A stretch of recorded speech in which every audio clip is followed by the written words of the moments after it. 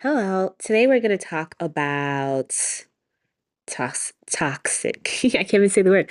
Toxic managers, right?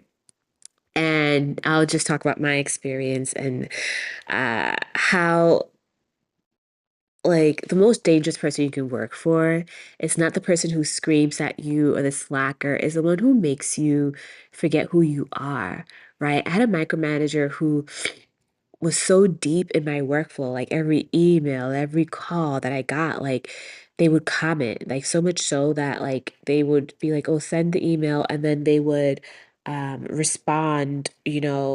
So I would send the email to everyone. I would CC or BCC them. Then they would respond to me of like all these like changes. And one day in that role, my job was, I think, launch manager or something. I think that was the title. Basically, what that meant was when the sales team sells the product, so let's say I'm working for Zoom, hypothetical, I'm working for Zoom, and the sales team sells Zoom. Now, the client, let's say the client is Delta Airlines, I will now work with the Delta Airlines IT team. And I need to get them onboarded to Zoom because maybe they were using, I don't know, Google or something before then.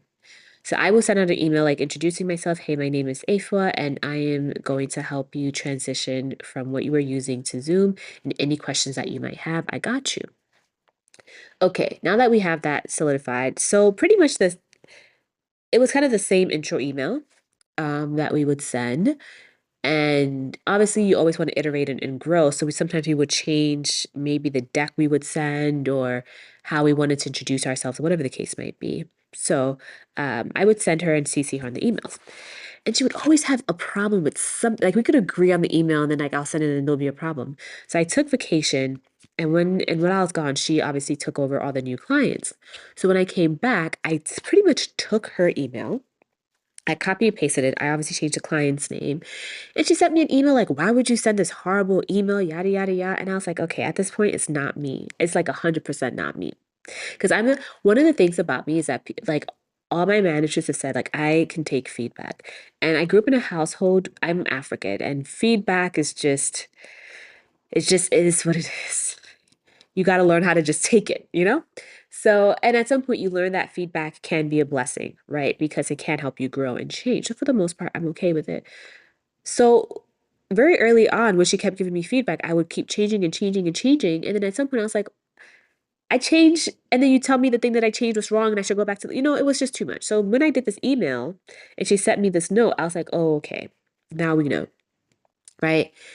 And what I also realized after a few more other incidents was that I was outsourcing my intelligence, my brain, my work to her.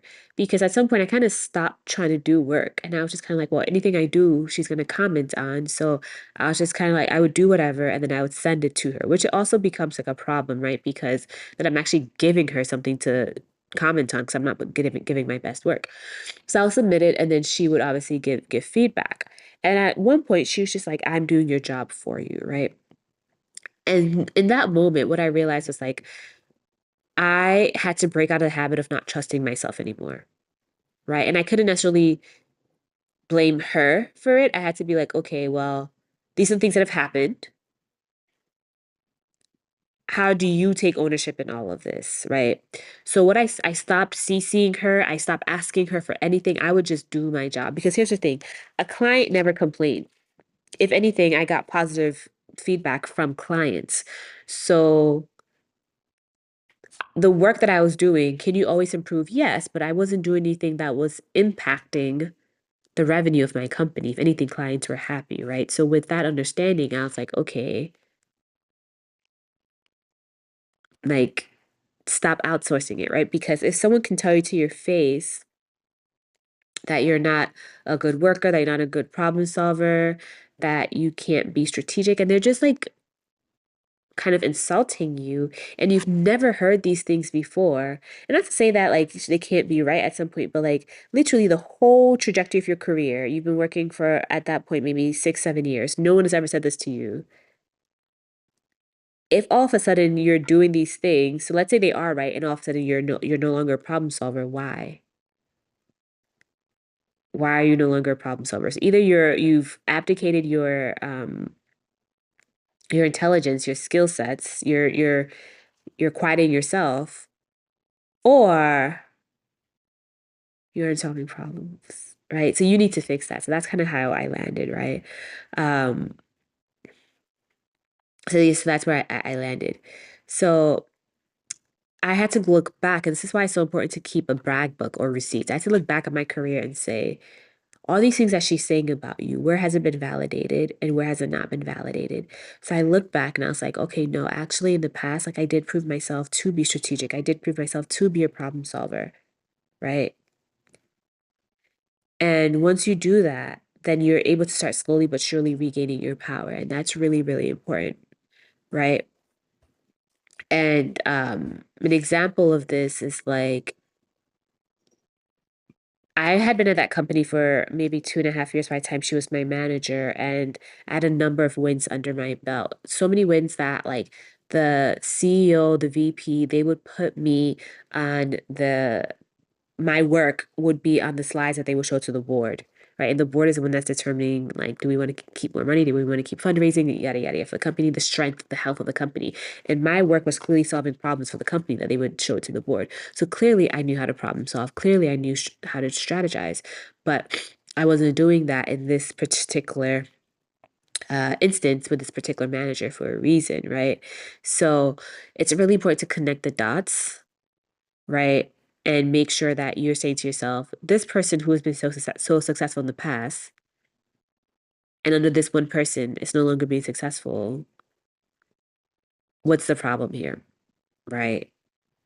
And you have to do not allow other people to make you useless, to make you lose your own power, right? That becomes a you problem. Like, yeah, the micromanager is problematic, but if you're allowing yourself to keep listening to that and not validating for yourself the truth of it, then what happens is that not only do you lose your own confidence, that also makes you lose uh, power, honestly, in the workforce, and that makes you lose money in the long run, which obviously none of those things are good, right?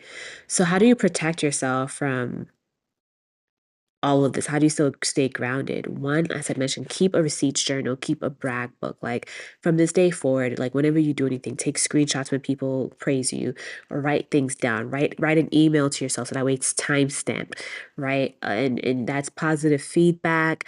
That is anything that was strategic that gained like I can't think. My nose is stuffed and I feel like it's affecting my brain. That got noticed from others, right? So that's that.